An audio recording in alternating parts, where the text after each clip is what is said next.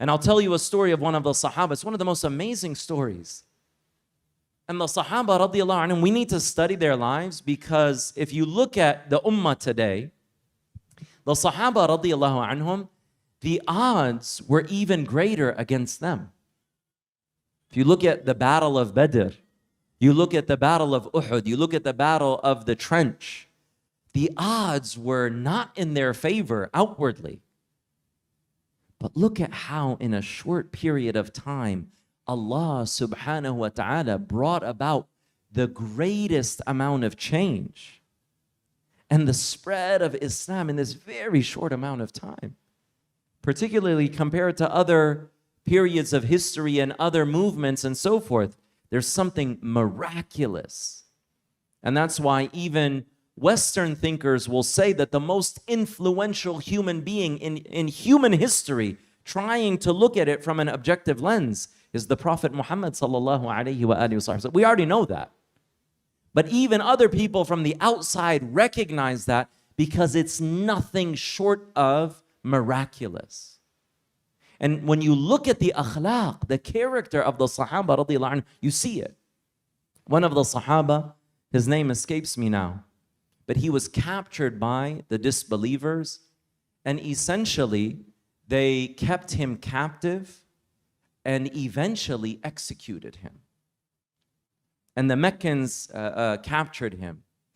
And while they captured him, he had asked for a knife, which is essentially a razor, to groom himself and take care of his cleanliness and groom himself properly.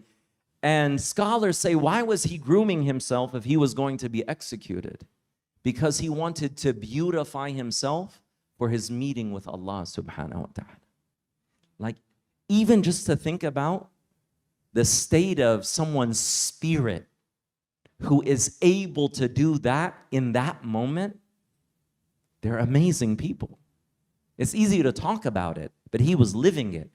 So they brought him a knife. He said, I want to, you've had me captive for a while. I want to trim and groom myself. So they brought him a knife. While he had the knife, one of their children, the children of the people who had held him captive and are about to execute him, one of the children was playing and came into his lap. So one of the women saw that child in his lap, and he's got this knife. So he looked at her completely calmly. He said, are you scared? He said, us, the companions of Muhammad, were never treacherous. Your child is safe with me. I would never harm your child. Said, we companions of Muhammad were not treacherous. That woman who saw that and witnessed that eventually became Muslim. And she says, I never saw anything more beautiful than the day that I saw him grooming himself, and when he had that knife before he was executed. He said, us, the companions of Muhammad sallallahu alaihi wasallam, we're never treacherous. We would not harm a child. We would not do that to someone innocent. And they executed him. But what does that tell you about the deep level of it? He could have said, okay, you got to let me go, right? Like the movies. I'm just trying to get out of here. No. There's a standard. There is a level of akhlaq that we hold to, no matter what, no matter how anyone else treats us, we do not go below that standard.